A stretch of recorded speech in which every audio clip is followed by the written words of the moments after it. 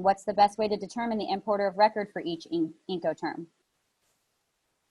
The import of record is the United States party on importation on every term outside of DDP. And on exports out of the United States, the importer of record is the company receiving the merchandise, except DDP as well. And there is some room for negotiation within there when you're selling on a DDP, where you might possibly not be allowed to be a non-resident importer, where your customer is the importer, but you're going to pay the duty. But here in the States, technically, whoever's the importer of record is paying the duty. So if I have a power of attorney from ABC company, I'm billing ABC company, and they're the importer, I'm billing that company for the duty and tax.